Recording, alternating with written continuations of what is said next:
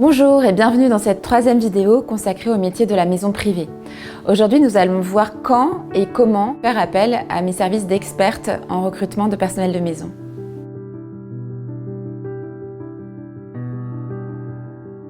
Le processus de recrutement implique tout d'abord de bien comprendre votre demande et pour ça, il faut vous interroger sur les spécificités de votre maison, quels sont les éventuels manques ou quels sont les besoins que vous avez pour améliorer le fonctionnement général de votre maison.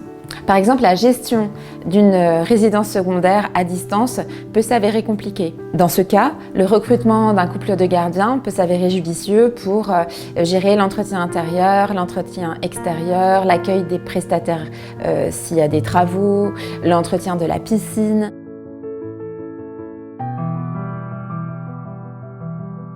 Les demandes que je reçois sont très variées et concernent beaucoup de métiers différents.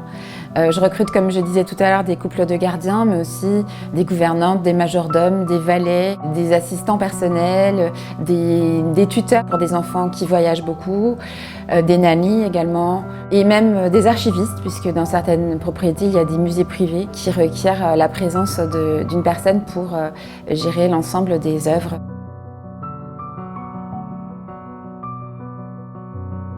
Une fois la problématique identifiée, il faut se poser les bonnes questions pour bien identifier le profil.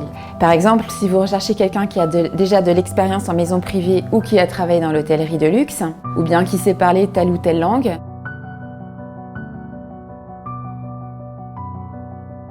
il est important de déterminer la durée du poste, savoir si c'est un poste à long terme ou si c'est un poste saisonnier. Je précise que je travaille essentiellement pour des postes à long terme. Je fais très peu de saisonniers et quasiment pas de recrutement ponctuel.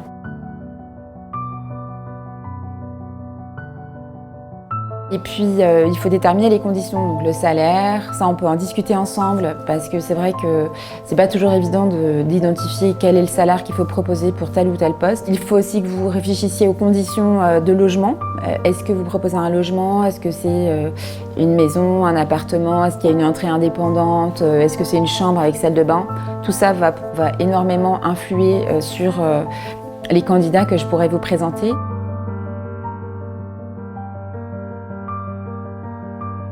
Lorsqu'on fait une demande de recrutement, je commence par rencontrer le client pour faire le point avec lui, le connaître, comprendre ses exigences. Et puis, je lui explique bien sûr ma façon de procéder. Et dans un deuxième temps, je vais aller consulter mon répertoire de candidats et bien sûr toutes les candidatures spontanées que je reçois tous les jours pour essayer d'identifier les profils qui correspondent au poste. Je présente une petite sélection de profils à mes clients. J'essaie de ne pas les inonder de profils. L'idée, c'est vraiment d'en présenter 2 ou 3 de la façon la plus ciblée possible.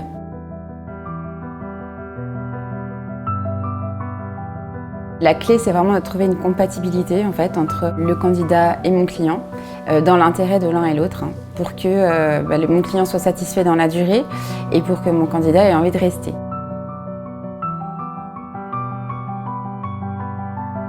La satisfaction de mes clients et de mes candidats, c'est vraiment la meilleure récompense que je peux avoir dans mon travail. Et c'est ce qui me motive en fait à chaque fois pour passer des heures et des journées et des semaines parfois à trouver le bon candidat pour un poste. Je vous remercie d'avoir visionné cette vidéo et je vous donne rendez-vous très bientôt pour un nouveau sujet sur le recrutement en personnel de maison privée.